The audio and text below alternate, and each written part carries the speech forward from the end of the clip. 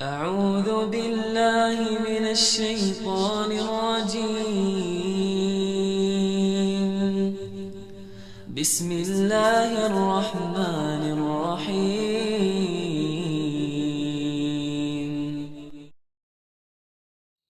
Assalamualaikum warahmatullahi wabarakatuh.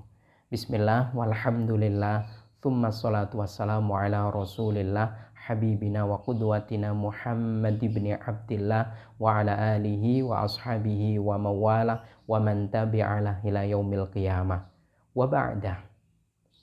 Ada satu kisah menarik tentang pasangan muda suami istri. Sang istri hamil 8 bulan.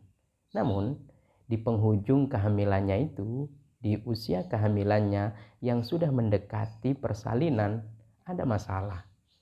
Entah apa tidak diceritakan. Akan tetapi, yang jelas bed rest. Kurang lebih sebulan di rumah sakit. Hingga persalinan.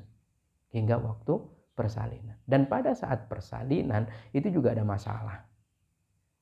Hingga pada akhirnya dioperasi. Pada waktu itu kisah ini belum ada BPJS. Belum ada BPJS kesehatan yang menjamin biaya si ibu yang melahirkan. Alhasil timbul biaya besar. Padahal kehidupan pasangan muda ini ya boleh dikata pas-pasan. Sang suami bekerja, memang pekerjaannya sudah pasti, tapi gajinya itu pas-pasan saja. Kalaupun untuk nabung itu tidak besar. Intinya pas melahirkan dan sebelumnya hampir sebulan dirawat di rumah sakit, muncul biaya besar dari rumah sakit. Bingung akhirnya.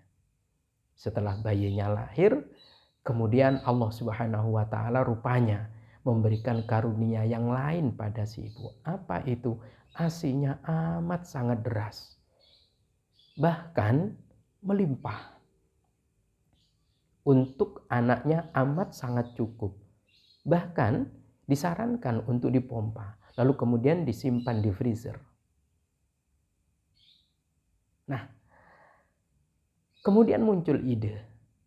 Entah dari mana si suami dan istri itu mengatakan, gimana ya kalau melimpahnya dan berlebihnya ASI ini dijual? Karena pasti banyak orang yang membutuhkan. Pasti ada ibu-ibu yang saat melahirkan anaknya itu tidak deras dan dalam tanda petik rezeki berupa ASInya dikit. Sehingga sang anak membutuhkan, benar-benar membutuhkan ASI itu. Lalu kemudian sepakat. Dan setelah konsultasi kepada dokter atau mungkin bidan atau mungkin perawat, ya monggo saja kalau memang mau. Dan para perawat dan dokter mencarikan konsumennya. Terjadilah kemudian. Luar biasa, dipompa deras. Ada yang membelinya segar, ada yang membelinya sudah beku. Dan anaknya tidak kekurangan sedikit pun. Setelah anaknya tumbuh dewasa, bahkan ini ibu sudah dikarunia anak kedua dan anak ketiga, barulah kemudian kepikiran. Hukumnya apa ya? Jual ASI. ASI itu kan makanan terbaik untuk bayi. Bahkan disebutkan ASI itu adalah makanan surgawi. Makanan terbaik bagi bayi dan itu makanan surgawi. Karena memang tidak ada pabriknya. Dan itu jauh lebih komplit, lebih lengkap nutrisi yang dibutuhkan oleh bayi dibandingkan susu formula. Karena susu formula itu kita ketahui bersama-sama dari binatang, dari sapi, atau dari domba, dari kambing. Nah, bagaimana hukumnya menjual ASI? Ditanyakan kepada saya, subhanallah. Mungkin bukan hanya ibu ini yang mengalaminya itu. Mungkin juga yang lainnya. Tapi tujuannya ini sahih. Bagaimana hukum jual belinya, lalu kemudian bagaimana uangnya? Dan alhasil, uang itu meskipun tidak sampai mencukupi pembiayaan rumah sakit persalinan dari sang ibu, tapi sangat membantu, sangat membantu. Nah, mari kita simak bersama-sama. Bismillahirrahmanirrahim. Di dalam kitab Mughnil Muhtaj dijelaskan, wa yasihhu bai'u labanil adamiyat.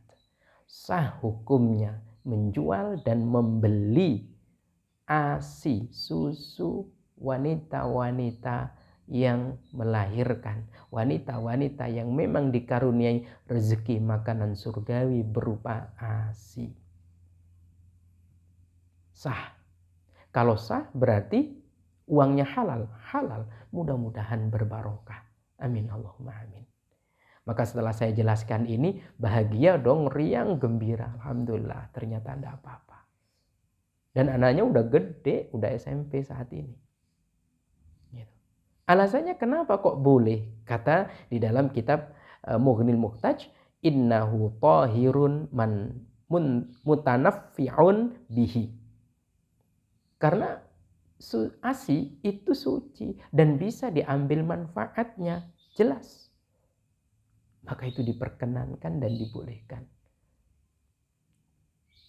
Bagaimana seumpama tujuannya bisnis? Contoh, ini ada semacam